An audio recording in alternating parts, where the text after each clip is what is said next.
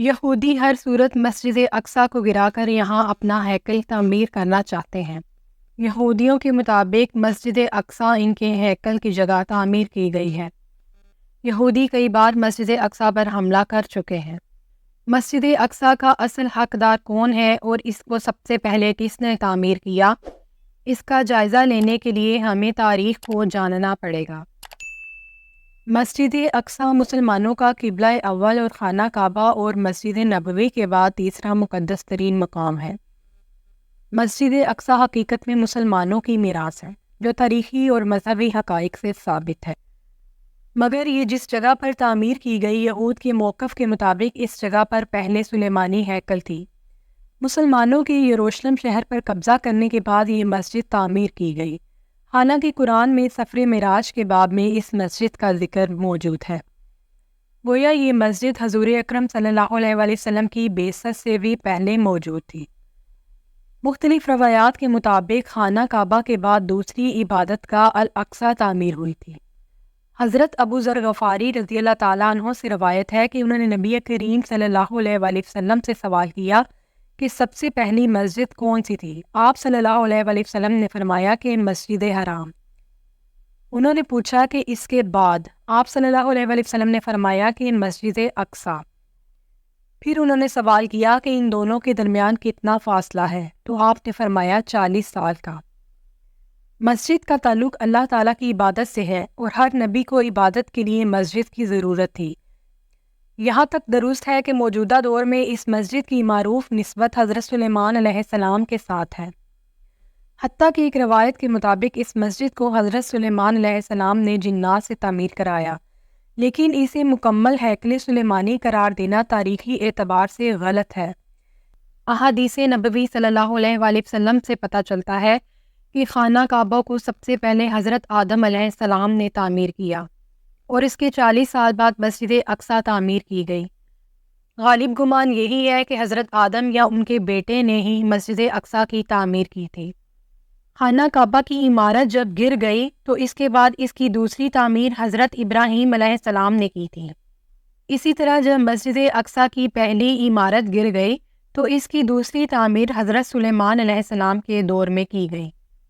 ہیکل کا لفظ رہائش گاہ، محل یا دربار کے لیے استعمال ہوتا ہے۔ غالب گمان یہ ہے کہ سلیمان علیہ السلام نے اپنی رہائش گاہ کا حجرہ بھی مسجد میں ہی بنا رکھا ہو اور اپنی پیروی کرنے والوں کا اجتماع بھی مسجد میں ہی کرتے ہوں۔ اس لحاظ سے اس مسجد کو ہیکل سلیمانی یعنی سلیمان علیہ السلام کا محل یا دربار کے نام سے منسوب کر دیا گیا ہو، حالانکہ یہ مسجد فی الواقع زمین پر دوسری تعمیر ہونے والی مسجد ہے۔ فلسطین کے مقامی مسلمان اسے المسجد الاقصیٰ یا حرم قدسی شریف کہتے ہیں۔ یہ مشرقی یروشلم میں واقع ہے جس پر اسرائیل کا قبضہ ہے۔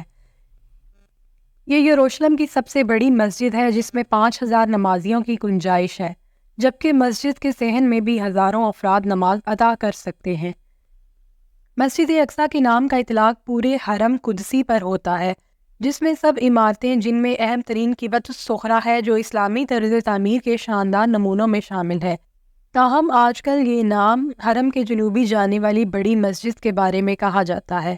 وہ مسجد جو نماز کی جگہ ہے وہ قبۃ الصخرہ نہیں، لیکن آج کل قبہ کی تصاویر پھیلنے کی وجہ سے اکثر مسلمان اسے ہی مسجد اقصیٰ خیال کرتے ہیں، حالانکہ ایسی کوئی بات نہیں۔ مسجد تو بڑے صحن کے جنوبی حصے میں اور قبہ صحن کے وسط میں ایک اونچی جگہ پر واقع ہے۔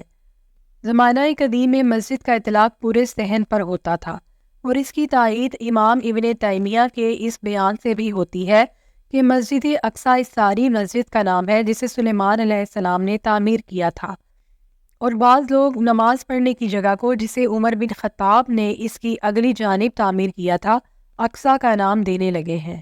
اس جگہ میں جسے عمر بن خطاب نے تعمیر کیا تھا نماز پڑھنا باقی ساری مسجد میں نماز پڑھنے سے افضل ہے۔